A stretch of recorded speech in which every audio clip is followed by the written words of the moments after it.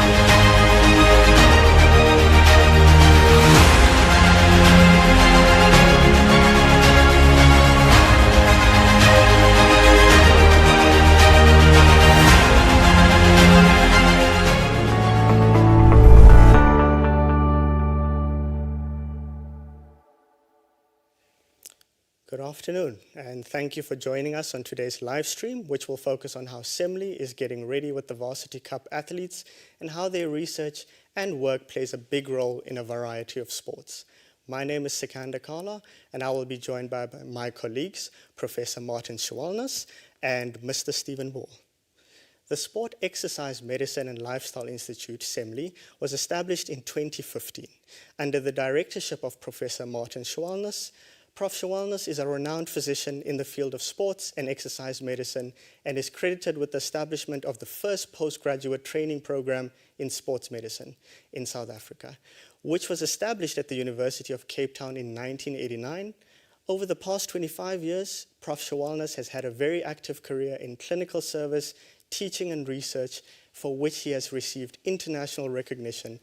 He is a former president of the South African Sports Medicine Association, SASMA, a former vice president of the International Sports Medicine Federation, FIMS, and has served in the International Olympic Committee Medical and Science Group for 14 years. For the past 10 years, Prof. Schwalnus also served as the director of one of only 11 IOC-credited international research centers. He has published more than 160 peer-reviewed articles in accredited international scientific medical journals and has supervised numerous master's and PhD students. He is a dedicated clinician who provides clinical care to athletes and patients with chronic lifestyle-related diseases through a comprehensive lifestyle intervention program.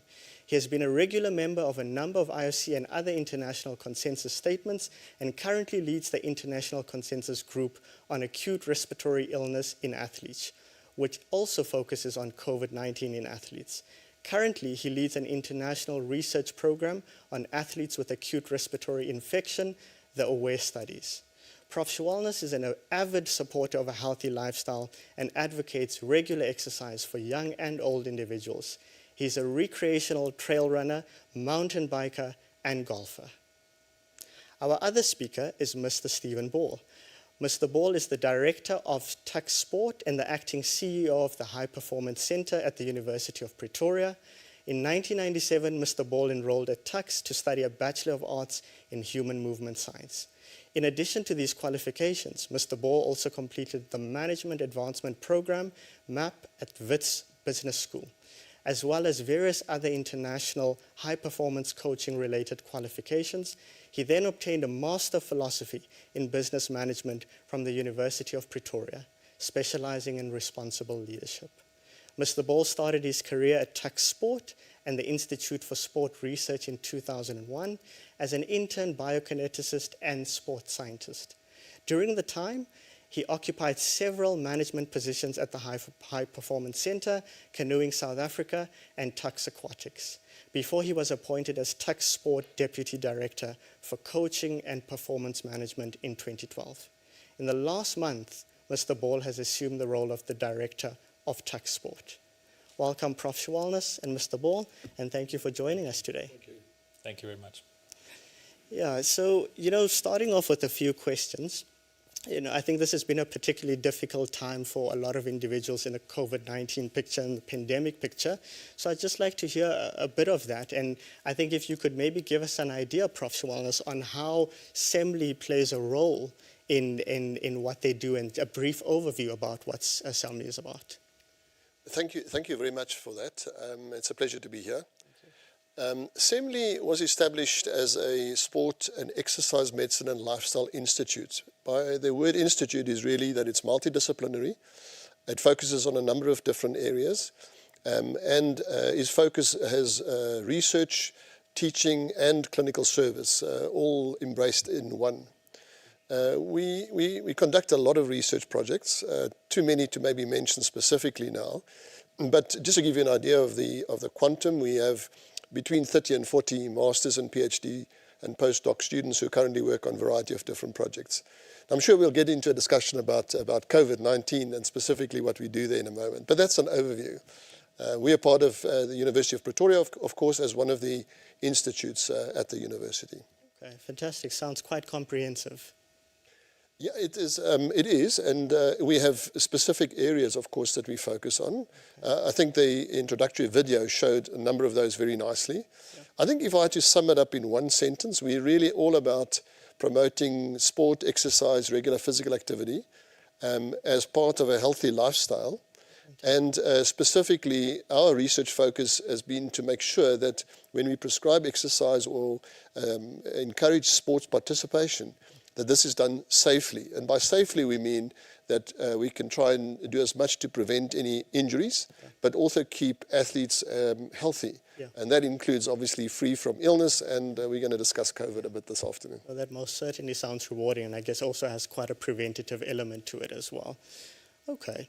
So Prof, also tell us, please give us an idea of what research is done specifically at SEMLI and some of the impact it's made in the world of sports. So if one focuses specifically on the sports part, not so much on the lifestyle, although I've tried to make sure that people understand that there's a very strong link between them. The focus of SEMLI's research in sport has been on those two aspects that I mentioned just a moment ago. The one is to reduce the risk of injuries, in other words, injury prevention and injury management and getting athletes who have been injured safely back to sport is the one big aspect.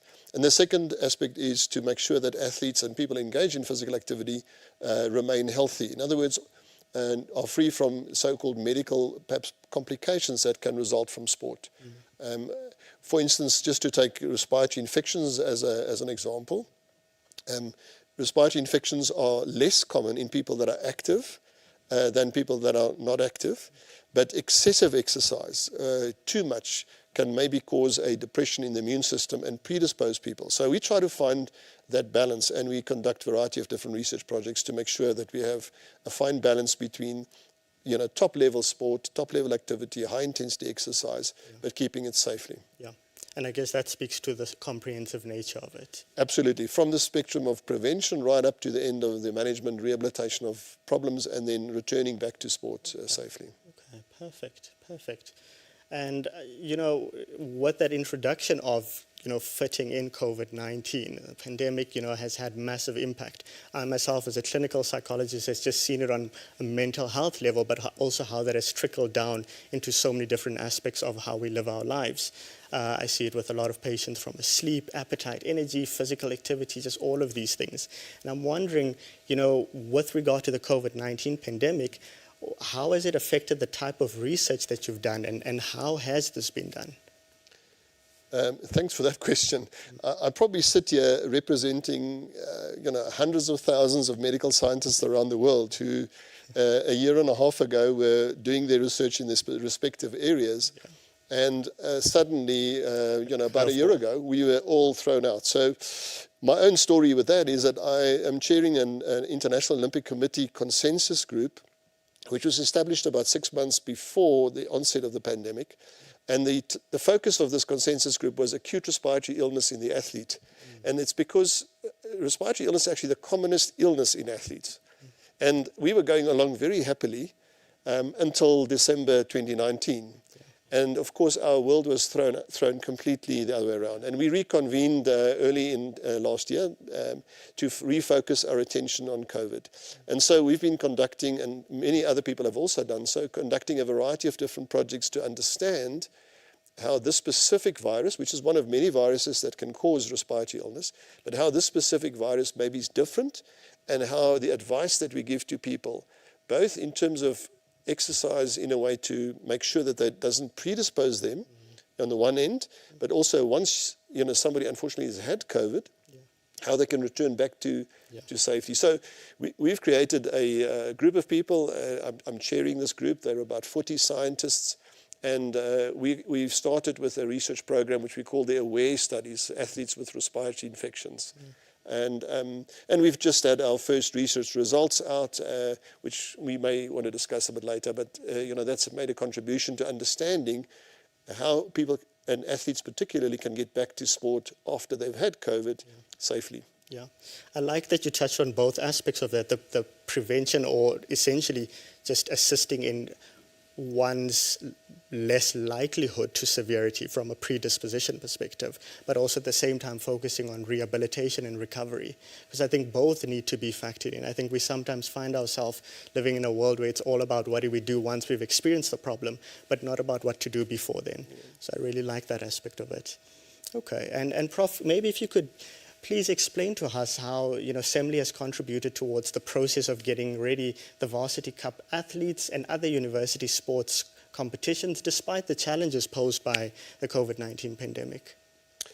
Again, thanks very much. This is a very pertinent and important question, probably why we're sitting here this afternoon, because I'm sure Mr. Ball will tell us much more about how the Varsity Cup tournament's going to be hosted here. Yeah. But of course, central to SEMLI's involvement is, broadly speaking, the protection of the athletes. And again, it comes down to the prevention part. And then it's a question of monitoring while the athletes are here. We have an electronic system that we've developed. We're still busy developing it, but it'll be ready. That will monitor the status of athletes' health and injuries, including COVID, throughout the tournament. Of course, the provision of the services, medical services, besides the fact that most teams will have some medical support, but to provide that as well. And then we are conducting and we're planning a research project to really see if the ability to hold a tournament such as this in a so-called bubble setting or a geographical setting really does protect the athletes. It's been implemented throughout the world, but it hasn't really been tested, certainly not in South Africa. So we're also conducting a project as part of our service. We'll be monitoring that and see how we can see the impact of holding it in a bubble. Yeah. Maybe provide some guidelines on how to do it better afterwards. Yeah. So good tracking, good monitoring, and accessibility to professional services combined with the research to know what do we plan for and what do we coordinate for in the future. Absolutely, absolutely. I mean, maybe one of the fundamentals of SEMLI's activities is to try and take these three things, teaching, research, and merge them into one. The sweet spot is right in the middle there. Aspect. And this is a unique opportunity to actually try and do that. Yeah, and I think that's where you get comprehensive results, but also sustainable results. And, focus on translational research, which is really getting the results to make an impact immediately.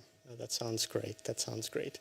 And moving on to you, Mr. Ball, how has training been adapted to take into account decreased physical contact during this time?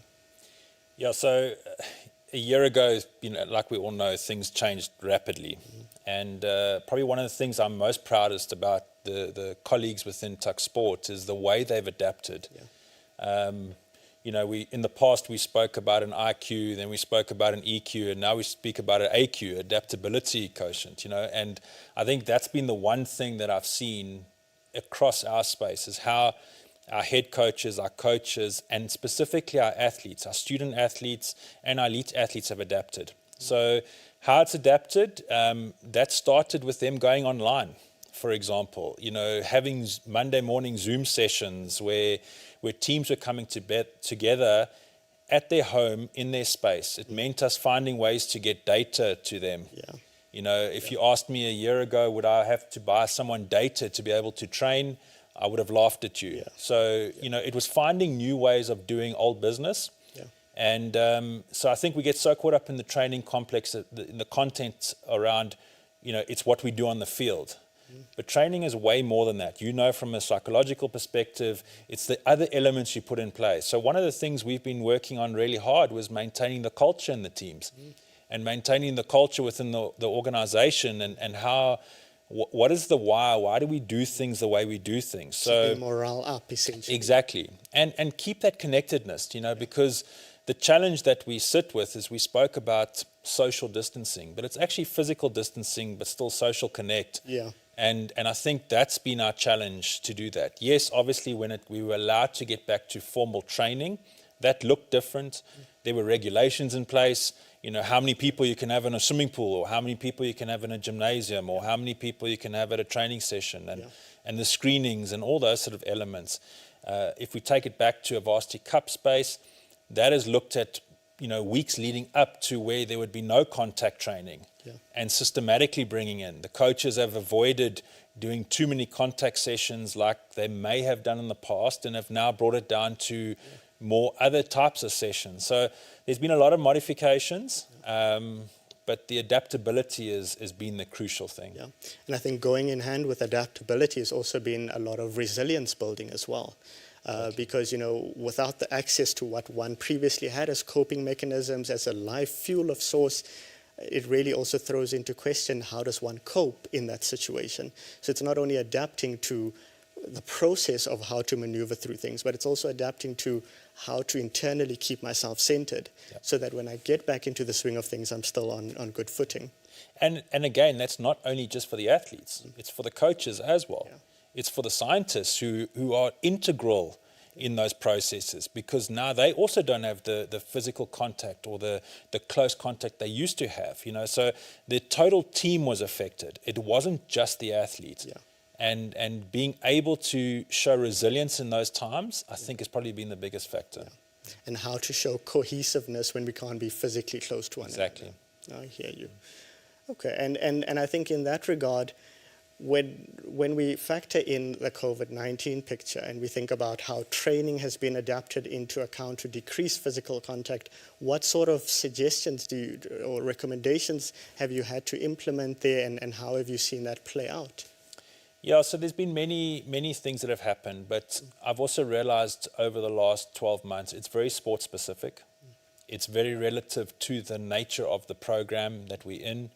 It's very relative to the people who lead the program, the head coaches. It's very dependent on the willingness of the group of athletes to respond. But, you know, if you look at it in terms of going one step further and saying, well, what do we do with some of the lessons post-COVID? My question I keep asking is, what is the next COVID? So the research Prof was talking about starts forming a foundation for discussing what is the next thing we need to do. How are we going to adapt? And the one reminder I kept saying to our colleagues within Tuck Sport is, you know, the quote of Churchill that says, never waste a good crisis. There are good things that I believe are coming out of this, and it is different to each organization. In some of our sporting codes, like rugby, for example, it was going back to say, what is our culture? Who are we as a rugby program? And how does that look in 6 months, 2 years, 10 years from now? And what legacy are we leaving behind? So I think those are some of the aspects that we need to say is where are those points we can actually take out? Everybody can take out something positive out of this pandemic, but you choose to take something positive. And I think that's been crucial. Yeah, and I guess the essence of also what you're saying is there's a lot of variability on the ground as to how it manifests. But with that variability and us finding our feet day by day, that becomes a foundation for how we plan for the future. Totally. You know, it's a day-to-day thing, because tomorrow we could get a new regulation in place, or it could be changed and it could be relaxed. And the one thing if you ask what we take out of it, we try to go in to a point where when the regulations were put in place for sport to return, we were ready to return. So probably one of the things I'm most proudest about is that the transition from going from an online again into full implementation when we were allowed to within the regulations is exactly what happened. You know, the next day that the rugby guys could train, they were on the field. The next day the swimmers could dive in, they were diving in. But we had put systems in place before. So I think it's taught me to say, what are the things we can control at that point in time? Get it ready for when we need it. That's so useful, because I think you can have COVID-19 as a spanner in the works, but from that moment onwards, planning accordingly from there. And you won't always be spot on, but the best attempt you can make can really go a long way. 100%. So thank you for that. And I wonder now, how do you foresee these changes being implemented permanently in, the post-pandemic world? What do you foresee there? So if I take it in a bit of a broader spectrum and not talk only about training and talk about sport as a bigger picture, we need to understand that sport's part of a local, a national and a global economy. It's not limited to just what we do on this campus. And we need to understand that we've got to take things forward, understanding that things can change constantly. And that's the nature of performance sport. So if I take it again, broader picture, how we train, the amount of contact we do, maybe how many rests or how much rest time we give. Practical example, in swimming, if I take swimming, and I know we're talking a bit more maybe rugby, but in the swimming space, swimmers typically spend 2 weeks out of the pool. Last year, they were spending 100 days out of the pool, in terms of their training. So does that teach us something in the way we do our training, the way we load? Is there some form of science that we can start backing to say, maybe I do need more rest and recovery in this space?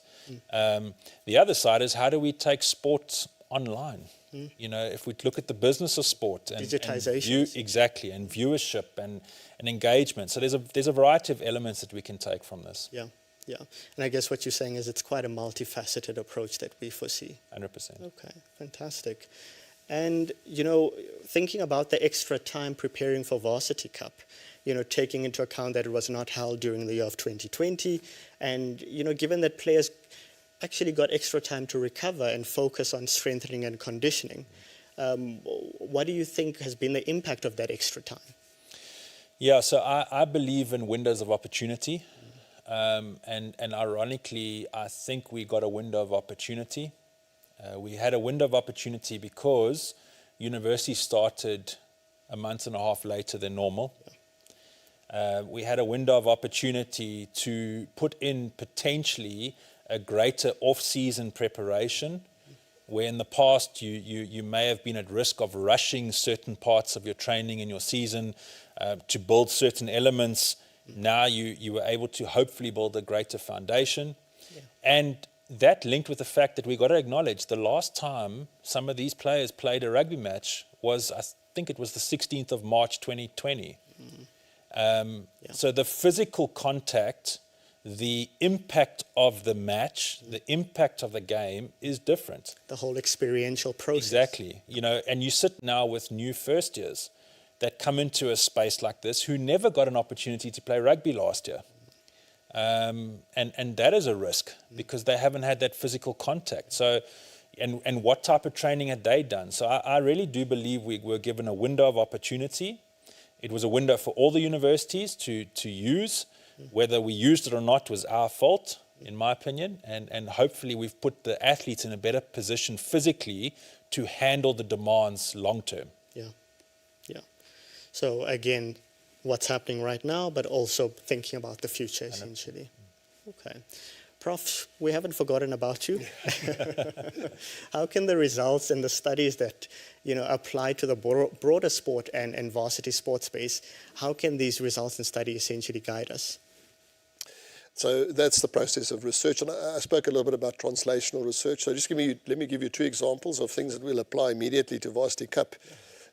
One of our students, who is a master's student in physiotherapy, has just completed a master's degree last year studying the Varsity Cup, or the rugby teams and the injury rates, and showed that the injury rates are actually quite high.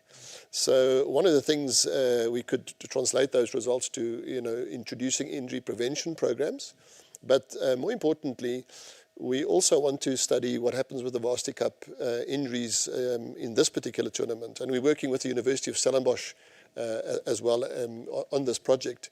And one of the things that we are a little bit concerned about, and we worked with Mr. Ball on that, is to make sure that we have injury prevention programs in place, because more matches will be played in a much shorter time period than usual. So recovery time is affected. So that's one example. The other example, perhaps on the COVID side, is that our research, which was published 2 days ago in one of the prestigious sports medicine journals in the world, showed that we can now have some idea as if an athlete has had COVID, who's more likely to take a longer time to get back to sport based on a clustering of symptoms.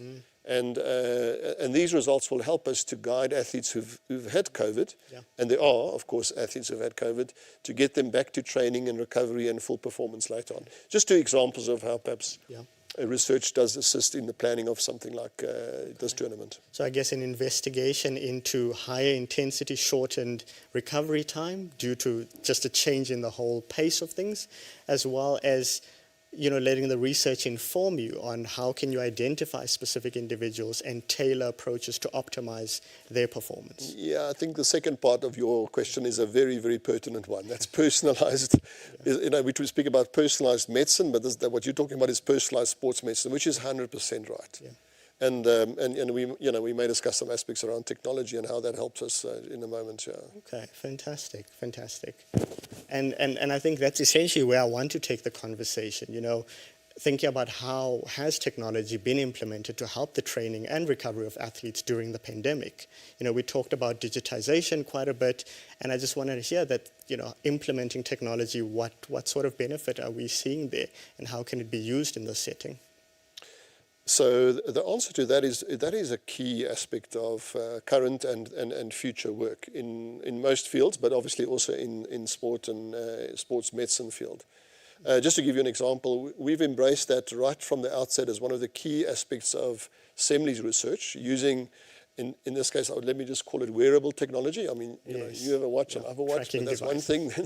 But using wearable devices and various software platforms to be able to track and monitor and test, you mentioned those words earlier, a group of athletes. So we've actually implemented that for a number of years already in all the TUX sports athletes, or TUX the varsity sports athletes. And so we have an online monitoring system that we've used to gather information and also to track athletes' performance, illness, injury risk, etc., the things I've spoken about earlier. And the same technology will also be implemented at the Varsity Cup. We are writing the programs and we're doing that as we speak. There are people working on it. So technology is a key, I think, not only for this, but for future work in this field. So innovative solutions to contemporary issues, essentially. Absolutely, and information, but information. But it's not only gathering information, but interpreting and making information work is the key. Fantastic. Thank you for that. If I maybe just can add, I think one of our challenges always in sports and sports science is the risk of paralysis by analysis. Because there can be so much information. And I think part of our discussions over a number of years is how do we do some of the basics really well? So if we are going to use a form of technology or implement it, let's get that really well. Let's use it, even if it's the only one thing we do. Instead of trying to do a whole bunch of things and get a whole bunch of nothing out of it. So essentially quality over quantity in that regard. Exactly. And making sure that translates into results. Exactly. Okay. Fantastic. Thank you for that. And I guess a question to you, Mr. Ball. A large part of sport has been about the spectators. And I'm wondering, how does it affect the players' motivation and drive to play in empty stadiums? I can imagine that has a massive psychological impact. So I think the reality is the player, athletes want to compete. Training is one of the things they do. They don't always enjoy it, but they want to compete. So I think what we're finding and what I believe is that they are so desperate to compete now that the spectator element won't be as big a factor. My bigger concern, though, is for the spectator themselves, because they've been deprived of live sport and the social construct of what we are as a country, as people, is often associated with us gathering together and watching sport live in some shape or form. Yeah.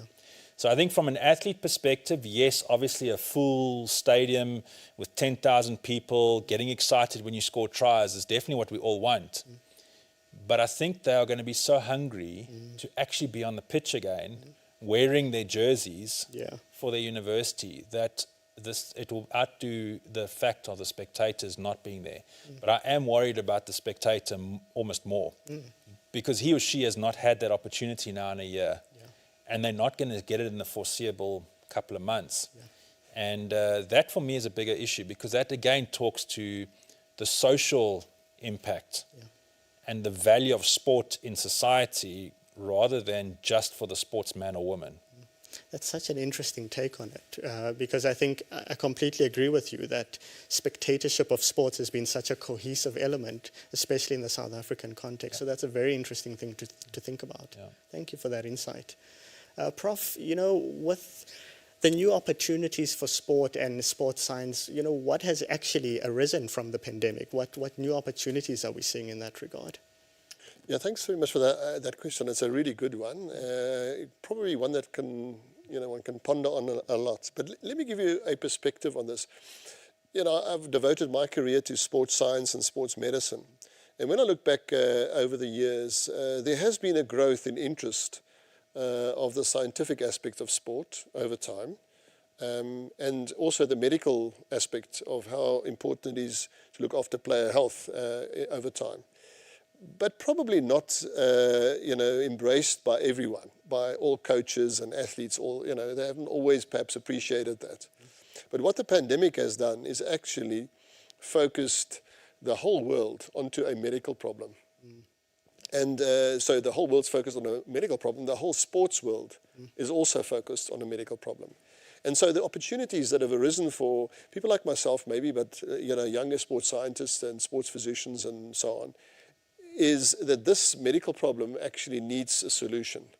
And so people have spent an enormous amount of time and have achieved an enormous amount in the last 12 months to try and understand the answers to this medical problem that sport and sports medicine, but obviously globally we're facing. And I think that we will only really appreciate the advancements in sports medicine, sports science, and medical science in general in years to come, when we look back at what an exponential and almost even superseding the waves, the exponentiality of it, of information that has been gathered by scientists and medical practitioners during this time. And the same applies to sport and sports medicine. So there's an enormous amount of information that has been gathered. Fantastic. That's been, I think, the main opportunity in this. I think, and also a specialized honing into things a bit more clearly that will yield results in the future. Thank you for that.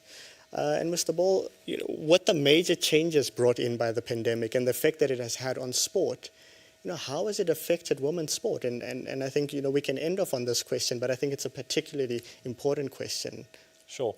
Yeah, so I think things like pandemics have a unique ability to put a spotlight where you have weaknesses in systems.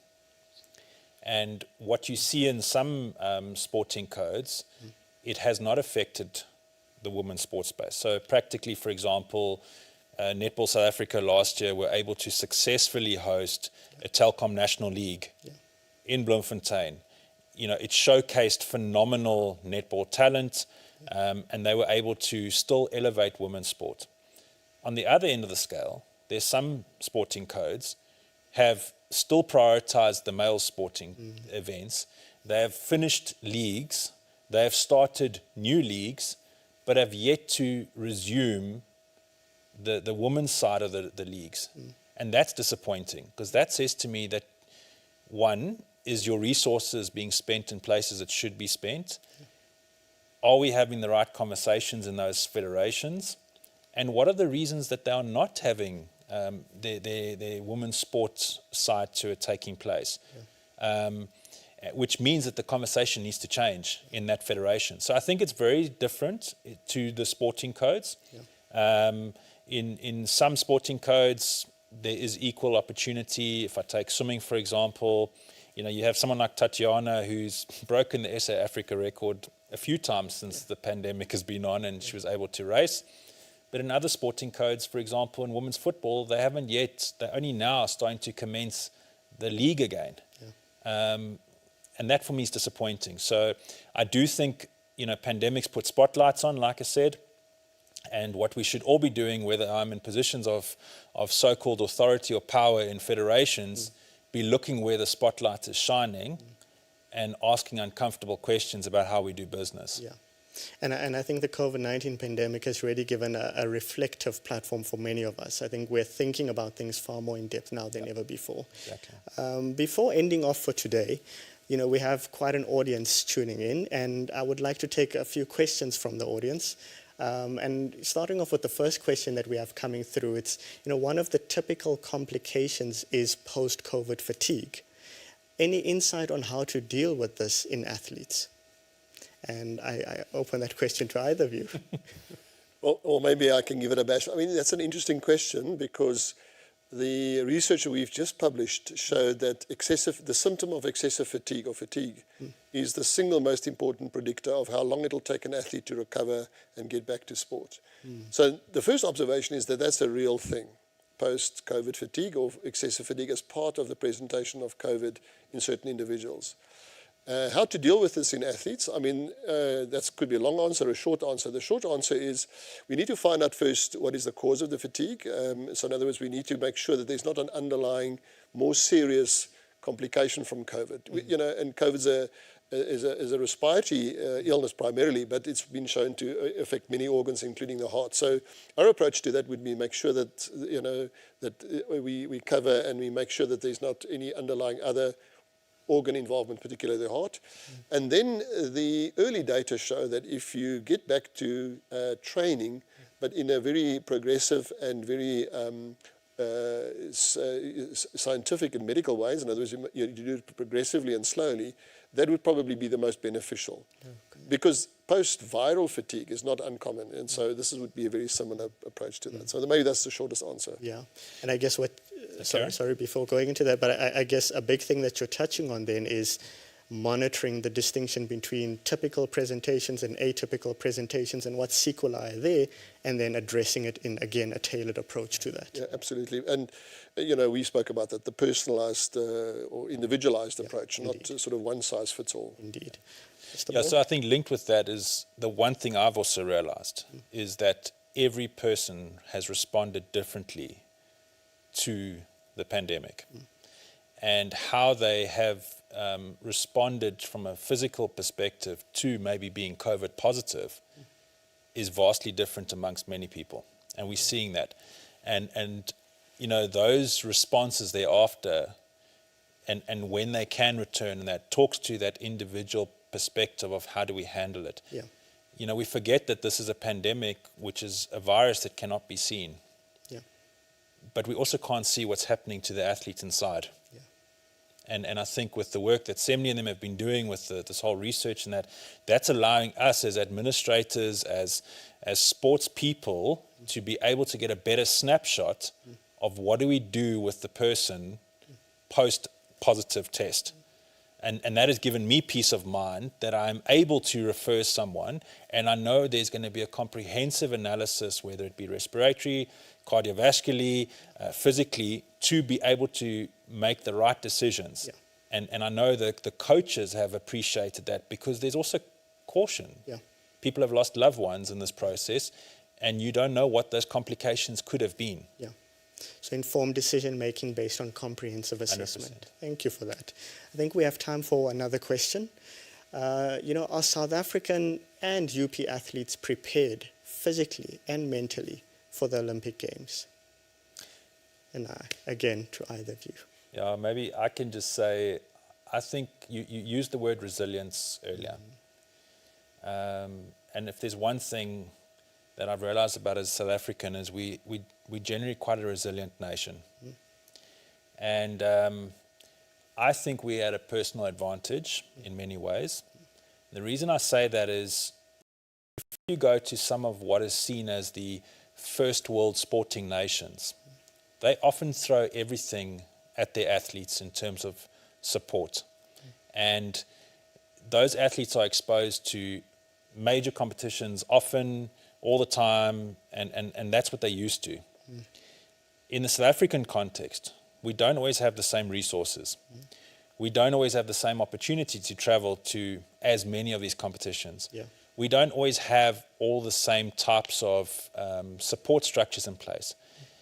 But yet we find ways of being resilient to use what we've got and to be stronger. The interesting thing is I actually said to a national coach a couple of months ago, I actually think we're in a better position in that specific sporting code than some of the best nations with probably 100 times the budget, because they can't understand why their world is not totally upside down. Ours, we're always adapting. So I'm preferring to take a more positive approach to this thinking. Yeah. And that I actually do think we can be okay if we've done the work. Yeah. You know, I can't expect now to do the work. And knowing our UP athletes, they've been doing the work. Yeah. So I'm positive. Preparation is key. Exactly. And having those pillars and that foundation just helps so much with digging into that resilience when required. 100%. Thank you. I think we've had quite a number of questions come through, and I wish we had more time. I think it's a very interesting topic that we're discussing, quite comprehensive in its nature. But unfortunately, we have run out of time. And I would just like to thank you, Prof. Schwalnus and Mr. Ball, for sharing your knowledge with us. Thank you. Specifically pertaining to the preparation of the Varsity Cup and other athletes during a pandemic, and how SEMLI has contributed towards this future of sport as well as sports science. Thank you to the Faculty of Health Sciences at the University of Pretoria for affording us this platform to empower each other with factual information, especially at a time where accurate factual information is so important in society at the moment. I would ask kindly follow us and subscribe to all of our social media platforms such as Twitter, Facebook, Instagram, YouTube, LinkedIn, to stay up to date with the research findings as well as interesting development in the fields of health science as well as sport and sports science. Please stay safe and remember that your health is in your hands. Thank you. At the University of Pretoria's Faculty of Health Sciences, we believe in unearthing potential. We believe in our students' potential to make a positive impact in society and to produce research that shifts boundaries. In order to help students reach their full potential, the Faculty of Health Sciences has established the Life Changers Fund. Partner with us to help our life changers reach their full potential by contributing to the Student Solidarity Fund. Your contribution will help support students who are in need to pay for accommodation, tuition, food, and procure PPE. Join us and help support our students to reach their full potential. Through any contribution, you can be a life changer too. Developing life changers together.